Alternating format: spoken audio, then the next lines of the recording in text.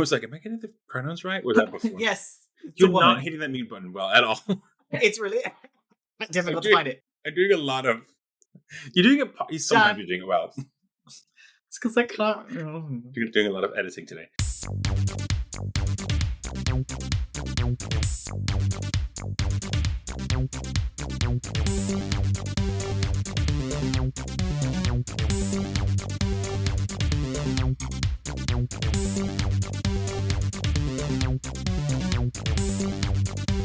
Hello, and welcome to Incomplete Geeks, a gay geek podcast, where we talk about all sorts of geeky things. Sometimes we know what we're talking about, other times our knowledge is a little bit...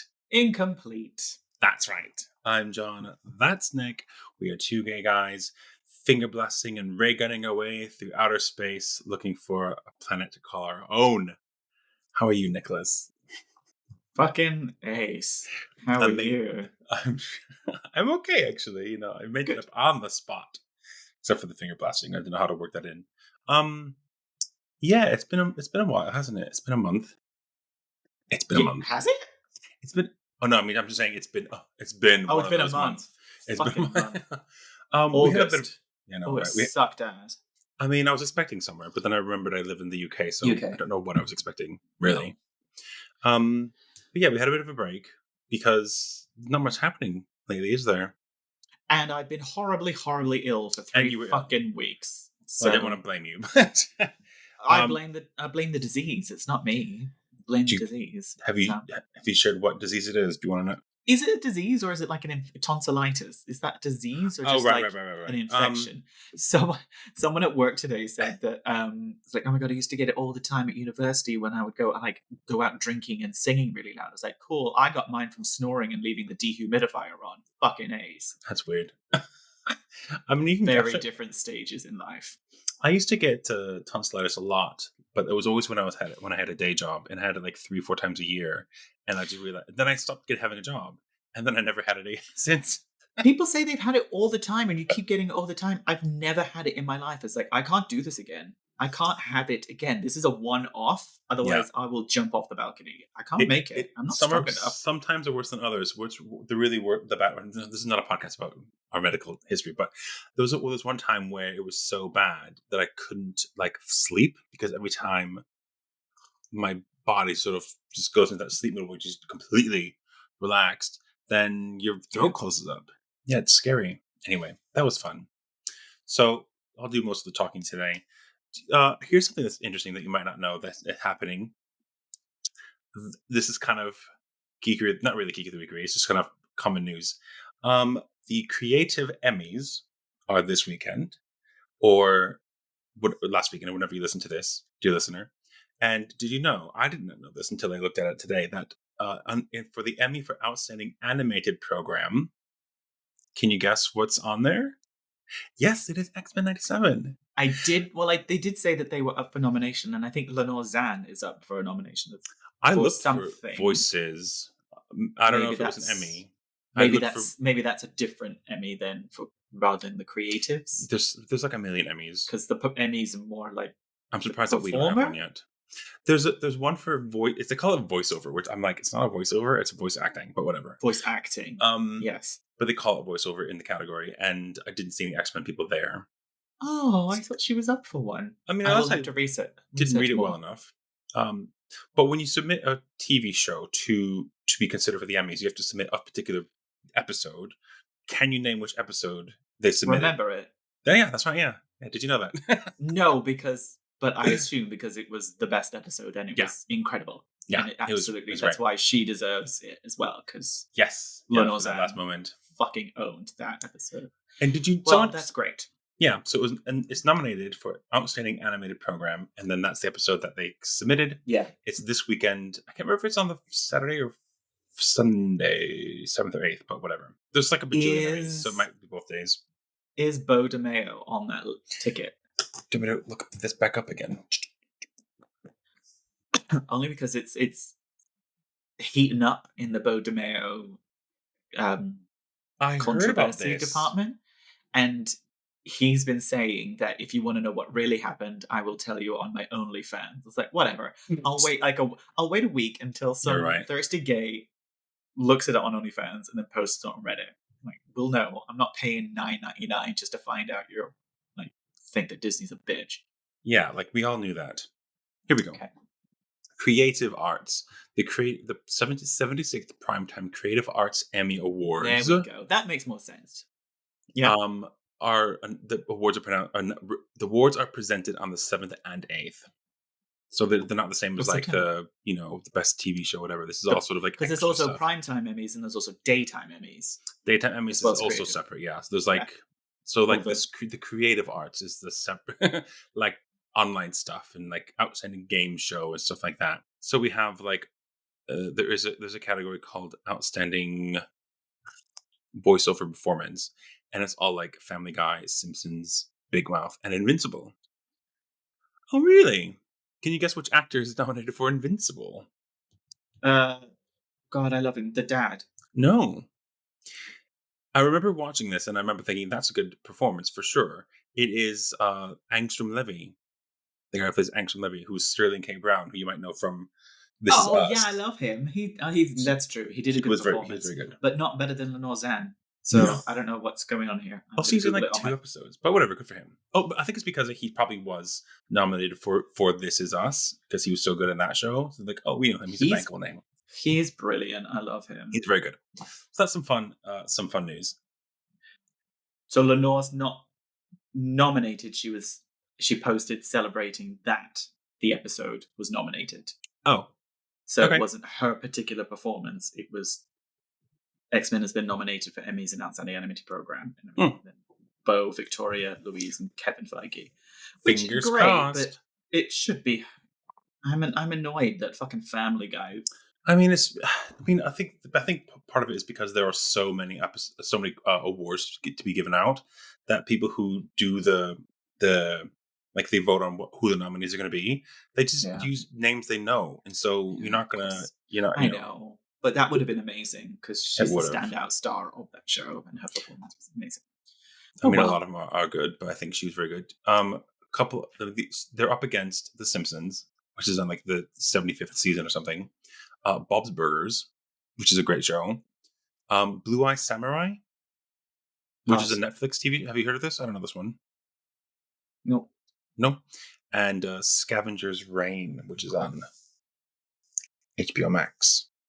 I think I've seen posters or trailers for it because it comes up on, I don't know, like Amazon or something over here because we don't have Max. So it is on my list. It looks pretty, but I don't know if it's interesting. What else is on your list? I don't know. That's not really geeky, is it? I don't know. We've got Agatha coming. Oh yeah, week after Agatha. That's in. Oh, on the 18th. 18th. Ooh, that's so close. I'm geek. I'm making that noise because I'm going to be away for a week. I'm in America. I don't know how I'm going to see it. I'm sorry, my brother will watch it with me. Hi, Alex, if you're listening. So here we go. What if has been nominated before? What are we talking about today, Nicholas? We'll talk about some sci-fi stuff because that's what I know. So I've got a list of. So yes, sci-fi. Let's talk sci-fi. Are you a massive sci-fi fan? I'd like to. In the list of like geek genres, say we got like superhero, fantasy, sci-fi, horror-ish. I would say like Walking Dead kind of stuff. Kind of akin to fantasy. Like, is horror fantasy like a thing? Like zombie horror? It's different because it's usually set in the real world, whereas fantasy, sci-fi, horror, and superhero kind of in this world or exaggerated versions of this world. Was it you who you were mentioning like high fantasy and like low fantasy or base fantasy, where basically you have like the stuff like Lord of the Rings, which is also new to come out, which is like another world, and how different it is and how strict it is, like in the its rules, fantasy. The universe is different. Like its magic system and that the sort of fantasy stuff. Penis. But sci-fi is typically like in the real world, but with a twist. Like here's something that like a what if kind of thing. What if aliens? Yes. What if technology? We've definitely talked about the spectrum of sci-fi before in regards to Star Trek, because Star Trek is lovingly referred to as a soft sci-fi, in that it is set in this universe, but an exaggerated version of the future of it. Yeah. But it doesn't, like with the fantasy, it doesn't take the rules too seriously. It's like, how do they walk around? Artificial gravity plating. Yep. Okay. And you don't worry about it. You don't have to pick it apart. But then I suppose that there's other sci-fis can go really far into how detailed and how realistic and the science, the sci behind it. So is that the difference between like high? I know there's like high fantasy and low fantasy, but is it like what's the term they use in books as well? It's like high sci-fi and low sci. Not high, but no, strict sci-fi and soft sci-fi. I don't know. Hard and soft. Yeah, it's hard and soft. I just get this confused actually because you have. Which one are you, Nicholas? Are you hard or soft? Right now I'm soft, so it's fine. It's been a week. It's been a week as well. So stuff like they do it a lot in Doctor Who as well, which is very popular. Like it's just like, oh, it's gravity plating, or it's like, it's a universal translator, or they have some excuse. They don't. The story isn't about the science-iness of it. No, the story is about the like, humans and what would the humans do in the situation. Yeah, and the fun scenarios. I suppose similar with fantasy, you could like Lord of the Rings is kind of held as the high fantasy kind of benchmark. Yeah, something further down like Buffy, that gets a coherent world, are fantastical. There's magic and weird things, but it's like, don't worry about it. It's not like, as I called on the god. Sure, fine. Anything with magic, stuff. I think magic is kind rules of and how strict the rules are. Kind of, I feel that's how. So, like your Dungeons and Dragons could be. The game is very strict. That sort of stuff. Yeah, that makes sense because there's a coherent world. We have a coherent world with Lord of the Rings, and even stuff like Harry Potter, anything with magic, or The Magicians. I don't know if you ever saw that show, but like it's kind of set in the real world. So maybe that's kind of the same. In the same way, the same kind of thing is true with sci-fi, where you have the rules less strict with stuff like Star Trek. Then you have on the other side is stuff like Three Body Problem, which is a TV show where it's very much about the science. You've got this. Have you seen that one? It's a Netflix show. It's about like they get in contact with these aliens that are like, I don't know, I forget, I'm going to get it wrong, but like it'll take them 4 years. They've sent notice that they're coming, but they're not going to reach it in 4 years because that's how the science would work. Like it's the speed at which they're coming, and how does the human race prepare for it, and why are they preparing for it anyway? And like, is this an innovation? Is it a mutual kind of meeting of technology? Let's share culture, whatever. Or are we going to come to take over your stuff? And it's just like, that's interesting in its own way. But that is maybe what's the difference? How much science is the story rather than just putting characters in different sciencey-ish situations and seeing what would happen. That sort of stuff I feel is probably the... But I don't know a lot. I have very low tolerance for sci-fi because I feel like once it takes itself seriously quite quickly, and I start losing interest when it becomes, because it also gets dark quite quickly. It's very rare that you have a hard sci-fi show that is positive. Like I like Star Trek because it's like the only sci-fi thing that is not just it's utopian, it's positive and hopeful. Whereas so many of them, like the twist is like, and we kill the whole planet. It's just such a fucking downer. It's like we have to repopulate they love those stories, and it's so fucking depressing. What, Star Trek love those stories? No, Star Trek is positive. All the other kind of any sci-fi, it's more realistic because let's face it, we probably are going to destroy everything. Yeah, it might happen. It's future facing and that sort of stuff, and I just find it such a fucking downer. So it's like really get into it. It's a good point because Star Trek is a lot about the potential of humans and what we could do if we ever were in contact with alien races, or if we ever did have the capacity to travel to other star systems, for example.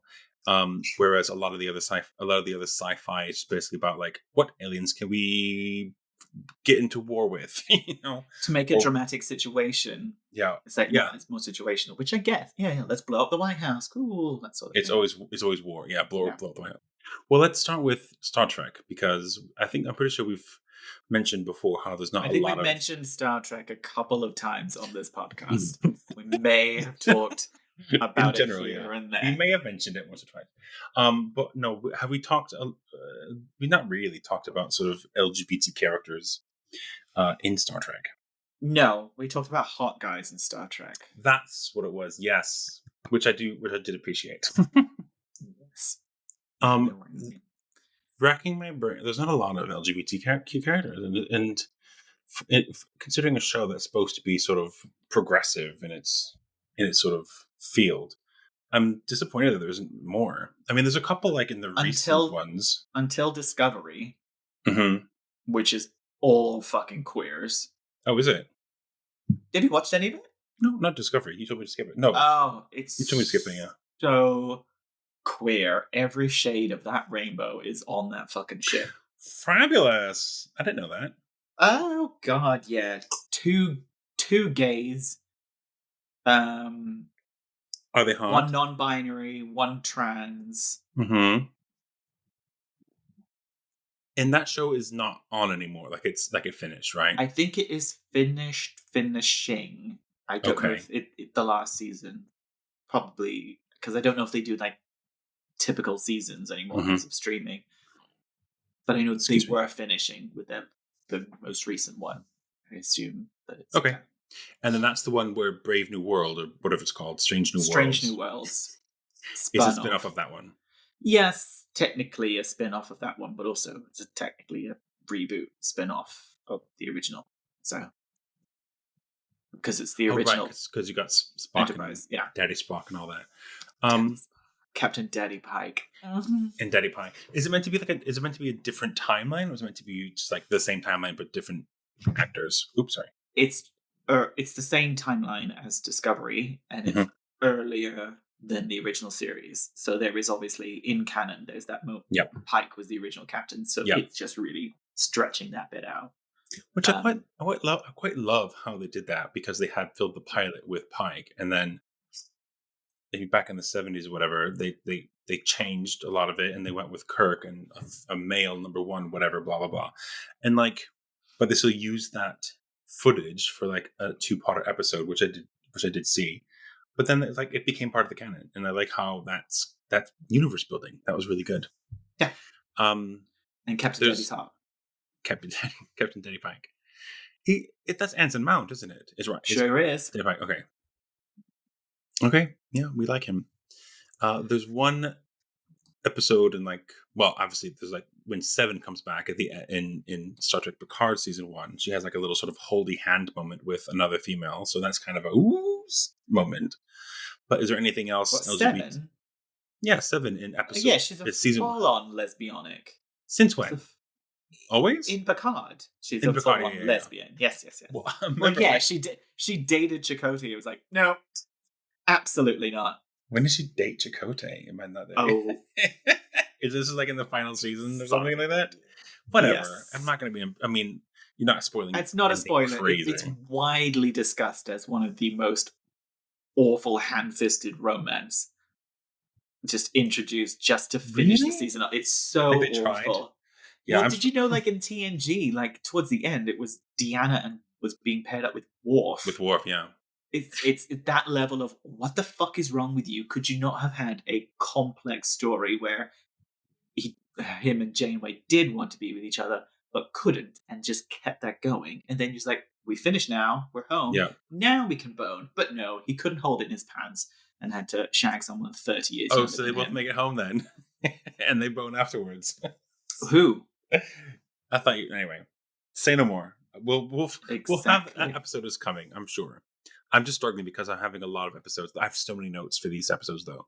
If and when we do a Star Trek Voyager recap, Voyager Deep Dive Part 2 is ridiculous. I don't think Voyager Deep Dive Part 2, 3, 4, 5, and 6. It's what's going to be.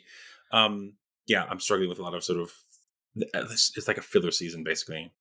There's some interesting points, but I'm more there's a lot of filler. Not. There's a lot of filler from 5, 6. Yeah. 7. Yeah. I mean, whatever. It just it had to happen. There's also, I want to point out one episode in Next Generation where they encounter a planet of people who don't have genders. And there's one. Oh, fun. Do you remember this one? There's one character who was. Do you know? Let's probably look up then. So it's been a long time since TNG. From what I remember,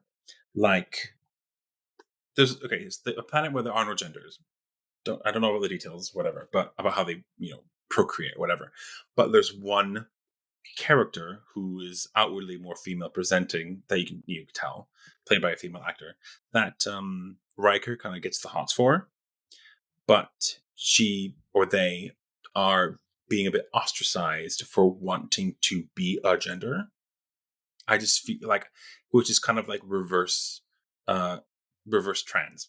It's like we are in a society where no one has gender, and I want to be a gender, so that's cute. I like that. I like it, but was it handled well? I imagine it'd be quite. I don't remember being wowed by it. Like it was interesting as a concept, but it was also like I wasn't sure what they were trying to say. Like they should have allowed this character to be a woman so that she could fall in love with Riker, or why not? Does Riker was still going to fall in love with this character if there's no gender? And I'm glossing over a lot of it because I'm just bringing it up off the top of my head. No, I don't have it's not on my list, but I'm sure there's a lot more details. But I don't remember it being groundbreaking. Just an interesting concept, which I think is good in its own right. But also, imagine what else they could have done with it. Imagine if they did an episode like that today, where it was like a planet full of people who don't have genders and one person wants to be a gender, and how the ostracism happens within that society. So that we don't have to leave Star Trek, but it does remind me of Star Trek's home brand version, which we both also really enjoy, the Orville. That was literally my next on my list. Yeah, I'm done with Star Trek now. Let's move on to let's segue to Orville. What a great segue! Look at us. Let's talk about and how they did that with the reverse homophobia. One, you're talking about the child. Yeah, that's like episode 3 or something like that, wasn't it? But they also do it in. Oh, I'm pretty sure it's a Mocklin where a guy starts having feelings for a woman, and so they're all like, "Ugh, that's disgusting," because obviously it's reverse homophobia. I'm pretty sure it's probably Kelly, like whatever, the blonde one, that sort of thing. The Bimthevonium. So they just, which is like, it's cute and it's very Star Trek. And I like it, but it's also very bit like, all right, come on it. Right. It's not as simple as that, guys. It feels a little bit. If in this world everything was upside down, you wouldn't like it if they were. It's a little bit like that, but I still get it. Like I get it. Like I get what they're trying to say, but like you said to me, it does. Does it come across well? Do they pull it off? I think the episode with the baby Mocklin being born, I think that's female. Good. I because they're all gay, but still massively misogynistic because, of course, they're majority male. So I like that because it's marrying different kind of things fit, and we see a lot of misogyny in the gay community, but it's often assumed that we're less toxic. But you should be, supposed to be. Yeah, so I like that. In that it's like, look over here. Oh, and we're also shit people. It's like, cool. We can hate. I like that, but the homophobia, the heterophobia one was felt a little bit too much like, oh, you're racist against white people. It felt a little bit like that. But right. Do you know what I mean? It's like, oh, you're prejudiced against straight people. It's like, shut up, Dave. Yeah. That's it's crap. Like Dave's the main character, right? I forget his name. No, I don't know. All right. Which character is it that falls in love with a woman? Is it the crew member, or is it? No, it's I think someone from some random Mocklin. Yeah, because as a concept, the one with the baby is born and it's not a male. Like that's world building. They kind of have this argument and this history like within the culture. Like I remember they compare it to having a human child with a cleft palate. Like, do you fix it right away, or do you let them grow up because that's what they were born with? Like it presents arguments kind of like that. Yeah, they had that argument where it sounds like the heterophobia one is just kind of this word of everything. See how it works. It doesn't sound like it's built as much.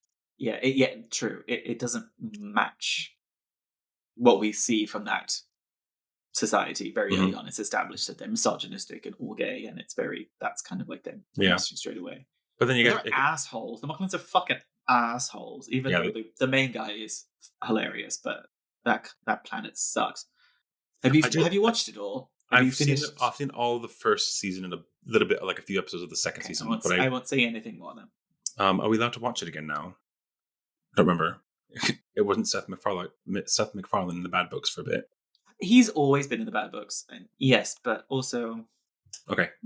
he's not a rapist. I don't think so. I think he's just an asshole because he's rich beyond measure in that kind of way. And I don't think he's. Yeah, I mean, I think compared to all the other people who could be allies but aren't allies and they're just assholes, I don't think he's really high up on that list.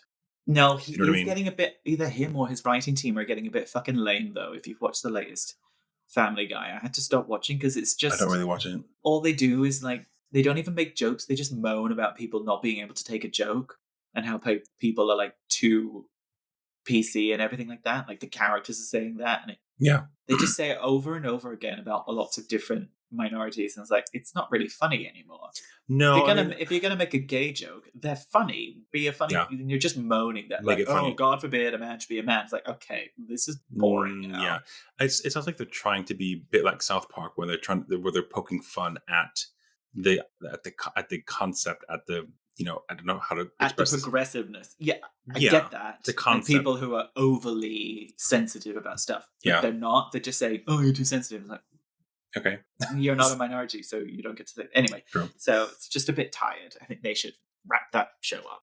I think that's done. Yeah, I think hasn't Seth actually backed away from that show a long time ago, or is he back? He just does the voices. He doesn't do the writing. So those lines come from some other grumpy old man. Okay, but anyway, that's not gay sci-fi, so we're fine. It isn't, but it is interesting. Did you see all of Sense8? Yes, and the fucking movie too. I've seen. Is that sci-fi? I think it is. Yeah, no, that's right. I mean, very soft sci-fi then. Yeah, and so the premise is science-based rather than magical-based. So I guess sci-fi. Yeah. Ooh. That's all it takes to be sci-fi. I guess technically, because the wonder, the weirdness of it is science-based. It is so weird, and I get that there's especially the two hot ones, like the straight people are the definitely two hot ones? They're the two hot straight white people. The hot guy in America and the blonde woman from Iceland. Yes, Iceland. The DJ. I'm an Iceland DJ because that's what we do. That's what we do. So that's what we German. do. That's German. She does a good Icelandic accent. It's a shame she's a Brit. They could have had it. Is she? They could have had an Icelandic accent. The Brits can do any accent. What am I talking about? No, we cannot. Absolutely cannot. Considering that they're all inhabiting the same body, and that's not. Does it count as gay? Does it count as gay? I think it doesn't count as gay because otherwise playing with yourself, because they're basically having sex with themselves. No, they're just 8 minds that are connected.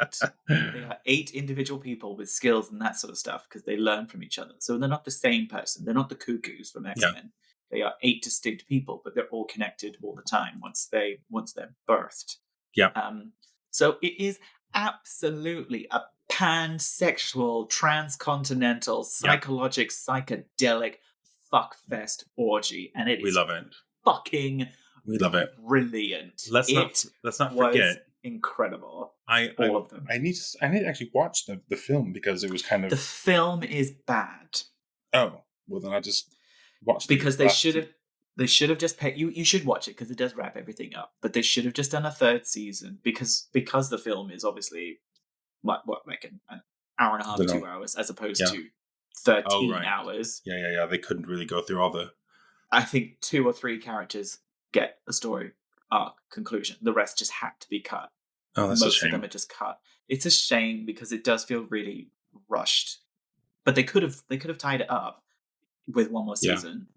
I can think a lot of it was budget as well. Well, people weren't watching it because it's so dense. So gay. It is so gay. And How gay is it? It is the gayest thing that Netflix has ever made. I don't know if that's true, but probably. Fight me in the comments. Yeah, I mean, I can't think of anything off the top of my head that is It's gayer. So gay, but it was also so expensive to make because it was shot in so many locations on location. It cost them a fortune. And because it was for a niche audience, us fags, it wasn't worth them doing it. And I understand that, but also fuck you. Also, fuck you. And there's a lot of straight scenes, so I didn't even realize it was meant to be like made for us LGBTQ people. It's made by But two trans but people. at the time, the two Wachowski siblings were We're going transitioning, through yeah. transition, and there's also a trans character as well, which is Yeah, you can she was see great. that's a I do like her. Know me. I think it was anyway. Yeah. So speaking of the Wachowskis, there's also I want to give a shout out to Cloud Atlas, which is not a TV show. I know. Now, Is have it you seen gay? this film? There's Ben Whishaw plays the gay character. So you know the concept of Cloud Atlas, right? It's this big Yeah, epic I did. I story. watched the film and it was fucking nuts. I have no idea what Yeah, happened. I'm a really big fan of the film. I actually had read the book, but I kind of was like just kind of enjoyed it because I like his writing and I've read other books by him. Then they made a film about it, and I fell in love with the trailer, the big 6-minute trailer. And then I watched the film and I was like, wow, I really am getting things from this that I didn't get from the book. So I actually reread the book, and it's one of I can count on one hand like how many books that I've read more than once, and that's one of them. And so I got more from the book after watching the film, and I kind of get how more things are interconnected that I didn't get the first time. Obviously, the film takes a bigger hand towards the idea of reincarnation, which the book doesn't really go into. It just says that they're kind of linked by this sort of comet-shaped birthmark, and they're not meant to be sort of recurring souls. But I get that that's what they did in the film, and it works. And there is a gay character in the sort of what era would you call it? Like the sort of late 1800s, where he's the musician and he's writing letters to his lover back in London, and then the lover in London is in the 1970s. He's the one, so it must be like early 1920s then. So the lover finds Halle Berry in the lift and gives her the letters. Do you remember this? That's the old version of the lover of Ben Whishaw from the Belgium kind of it's time. And it's such a nice story because you don't ever see these two characters interact. And in fact, there's one moment where they're like on the top of the bell tower in Bruges, and he avoids him so they don't ever meet up, and then he kills himself.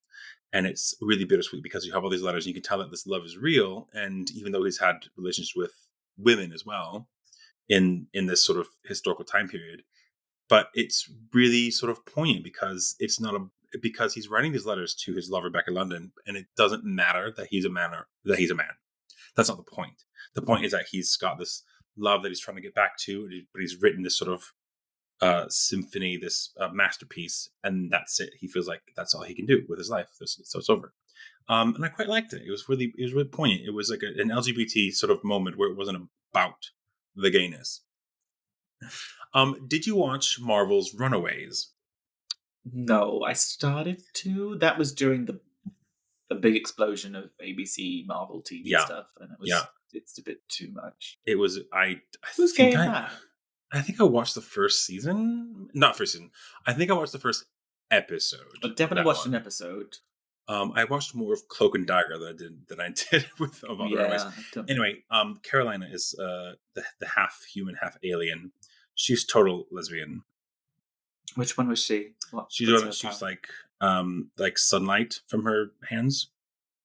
Like the pretty glowy one? The pretty glowy one, yes, the blonde one. Yeah. She's like realizes she's an alien human hybrid, and she falls in love with Nico. Oh, cute. Later on. Over the 3 seasons, they battle against everything that the world throws up at them, and they overcome the hardships together. That's what the blurb I have says. Cute. Yeah, they develop feelings for each other, and this is like this is ABC in America, which I think is owned by Disney. Yeah, that's why Agents of S.H.I.E.L.D. was ABC, wasn't it? Yes, it was. Oh no, it wasn't. It was Hulu. Which is why we can watch it on Disney. Well, it's Disney anyway. But the shows that are on Hulu in America are on Star in the UK, and Star is just the distributor that Disney has. Did you know this?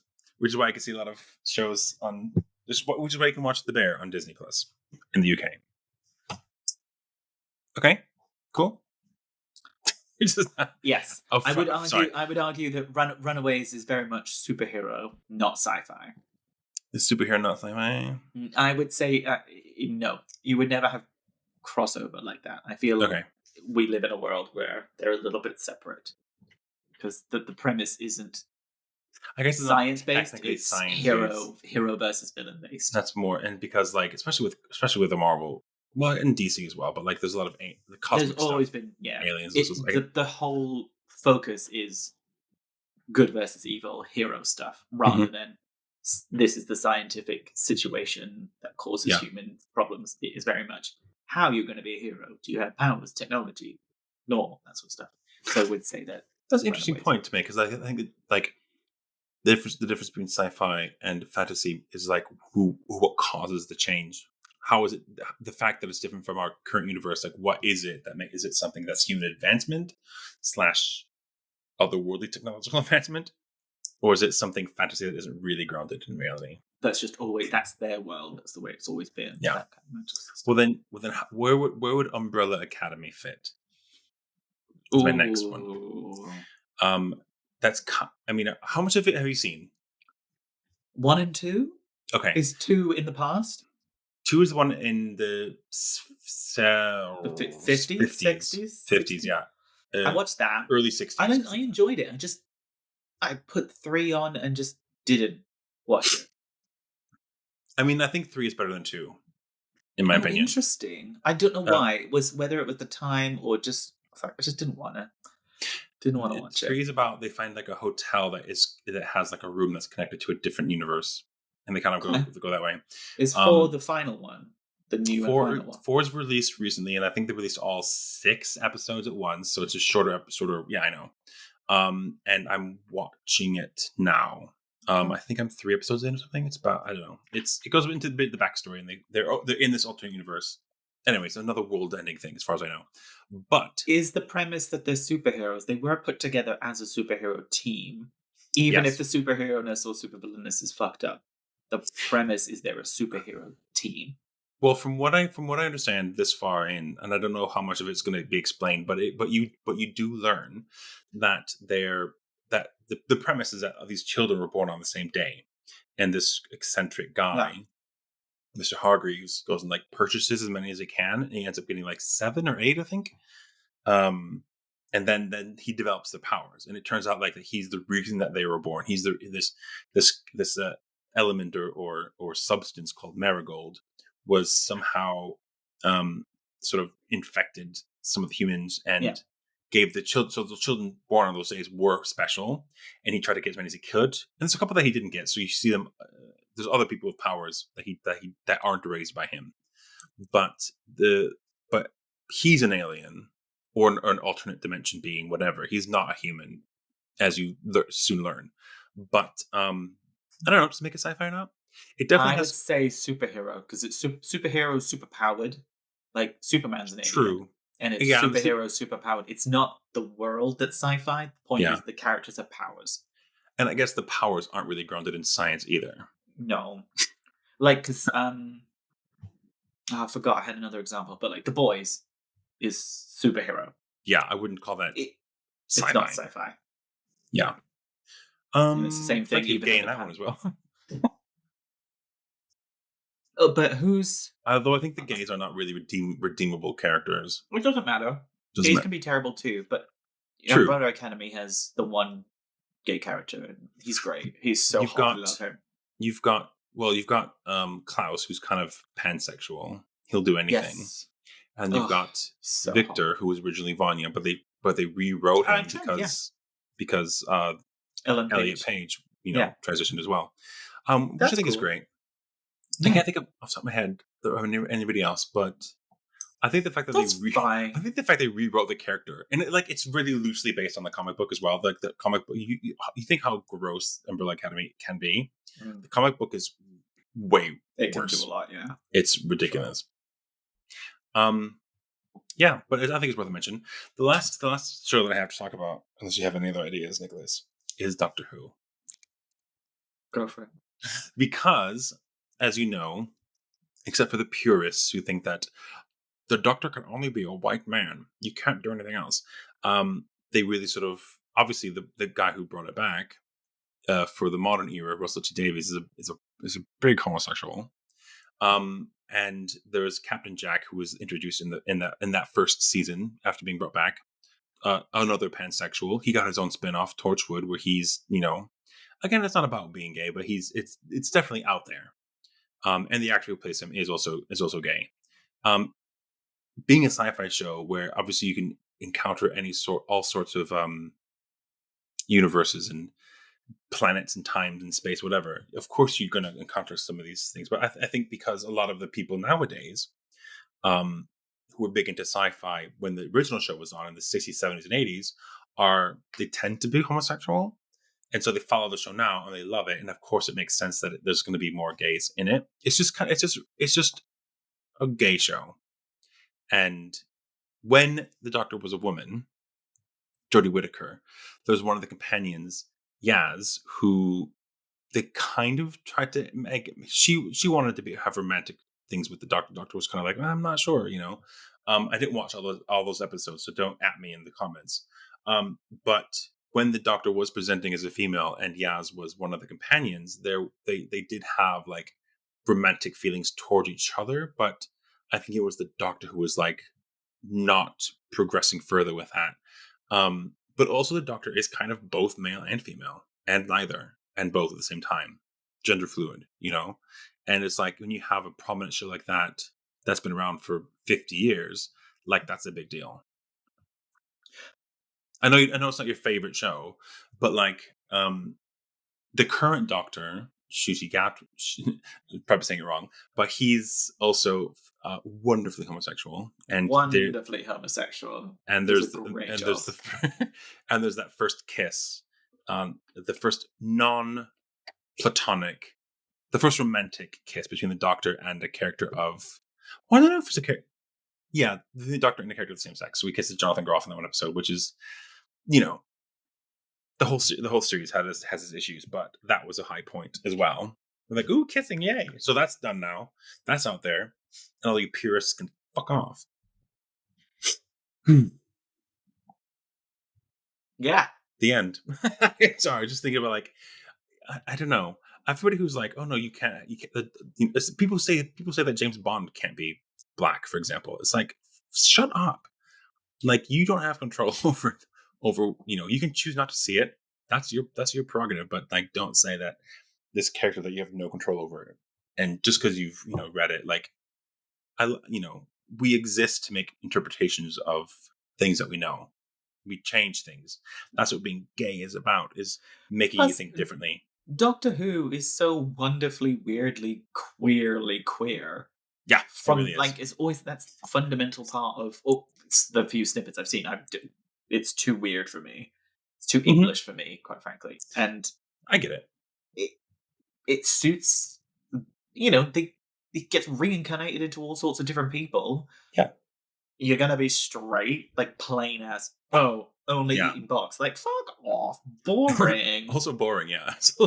It just doesn't seem to suit the character that maybe it's evolved, but with David Tennant making him this thing and then just that sort of stuff. Like, for God's sake. even throughout the history, like every actor portrays the character of the Doctor like slightly differently. Yeah, like you're gonna have difference anyway, and like it just makes sense if you were a time traveling alien and get the ability to transform yourself into different. You'd fuck as many people as possible. You'd and you'd have like different appearances and different genitals. Why not? That's just a couple of things that I saw this list and was like, ooh, I want to talk about this. This is interesting. I was looking at another list to see if there's any we've missed out. And okay, go for it. Don't know. So many of these are so fucking old. Oh, really? Okay. And it just also shows how limited my knowledge is of sci-fi. Yeah, and before we start on this, can I just mention as well, it's a lot easier to find lesbian sci-fi and fantasy things than it is like gay. It's predominantly lesbian stuff. Yeah, because it's I don't know, when you kind of like in olden times or like 80s, 90s, when they like let's make a strong female character. She's so strong. Times. She's a lesbian. It's easier to kind of make them like that.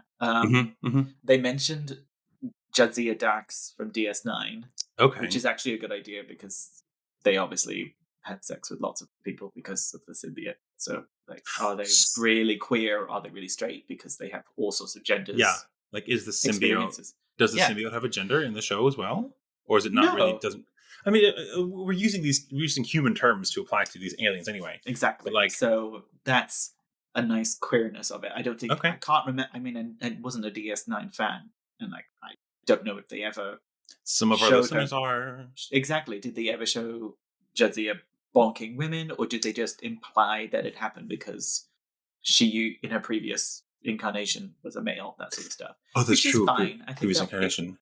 it I works forgot quite about that. nicely. If you know, dear listener, please let us know. Please write in. Please do. There's a couple of mentions of Battlestar Galactica, and I've never watched it. I've seen it all. I don't. We've Give got, me a character. well, Lucy Lawless and Oh yeah, Trisha Helfer.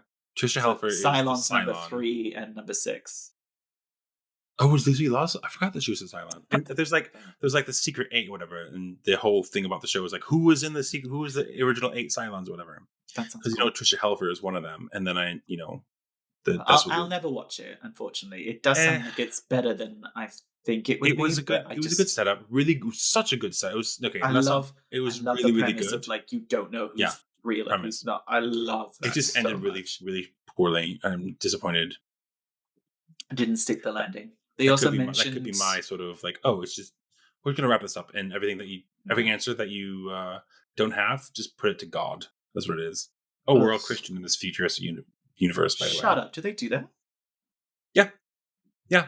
It's literally like one of the characters. I won't say who, but one of the characters dies, and then because in the beginning, the whole concept is like this Trisha Helfer character appears to the character who keeps seeing like a vision.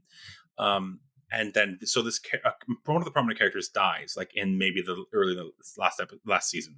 There's only 4 seasons, and then in like one of the questions of this final season is what's happening, these visions that need to be explained, and at the end of it, it's an angel. Oh, God. Yeah. No. I mean, no. It's just a lot of it is attributed to God and religion, and I'm just like, this is not God sci-fi. has no place in our sci-fi. Absolutely none. Let it be remembered though. No. English Geek stands for no God in no sci-fi. religion in our sci-fi. Thank you very much. Yeah. We've got Dune as well. Baron. It says the 1984 version. Baron Vladimir Harkonnen. Yeah, because the Harkonnen, the main Harkonnen is the one who's played by Skarsgård, Bill Skarsgård. He's apparently homosexual in the books as well. Okay. Great. Cool. Great representation. Great representation. And a couple of mentions of Orphan Black, which I never saw, but it's probably good. Is that the one with Tatiana Maslany? Yeah. I've never seen it. One of which is one of her clients, sort of stuff. There's a couple of queers in that. Okay. Which, it's fine. But for the world of sci-fi, I do think it's quite slim pickings. Yeah, it is. Do you also, honorable mention before we end, there's 2 episodes of Black Mirror where that feature heavily with queer topics. There's one that everyone loves, San Junipero, with the 2 women who meet in like 1980s America, and they kind of like, have you not seen this one? No, I've not seen much. Black Mirror. It's a really good episode because it's unlike a lot of Black Mirror episodes where it's set in like the not so distant future, and you figure out like what weird thing is going on that has made life a living hell or for this main character. It's set in the 1980s, and these 2 women, young women, they kind of meet, but they don't get like. They meet, and there's a bit of a romance between these 2 characters, and then it turns out to like, then there's like a different 80s, then there's like a 90s one, and it turns out like they're both like actually really old women who are being kept alive with they're transferring their consciousness to this program, and then throughout the story, it turns out that they end up staying together forever. It's actually a really nice story. Huh. They both get uploaded to the same server, so they can live together in digital heaven, I suppose. That's sweet, but also my idea of hell. Yeah, I mean, if you couldn't get away. There's also another episode of Black Mirror, which I haven't seen, so I'm going to read this. It has Anthony Mackie, who we know as Sam Wilson, and Yahya Abdul-Mateen, who we know as Morpheus from the from the new Matrix film. What else was he in? I can't remember what else he was in. Anyway, they play like this virtual video game, and one of them plays a female, and they have sex in the video game, and then it kind of affects their real life. And I'd like to watch that show. I've not seen that episode. I feel like that would come across slightly homophobic, if I'm honest. As they did when they were younger, Danny plays as a male character, and Carl plays a female character. They begin to have the female character is played by Pom Klementif. Oh, cute. They begin having virtual sex in the game, which affects Danny's marriage with his wife.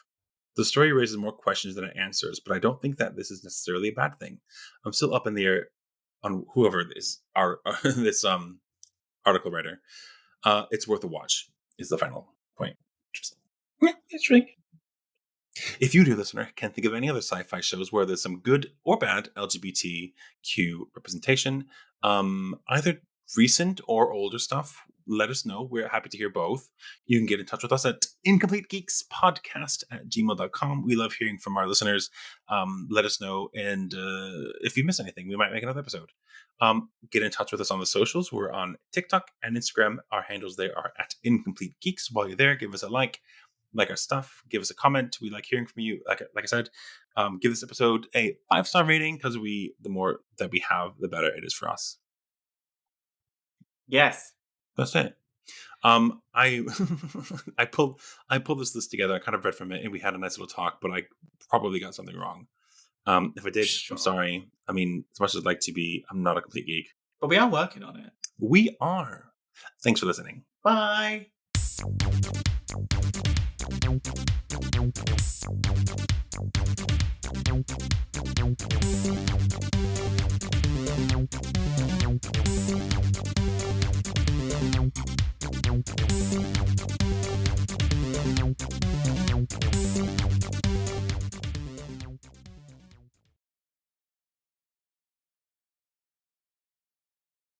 Well, that's going to be fun for me to edit out because I didn't fucking stop the thing.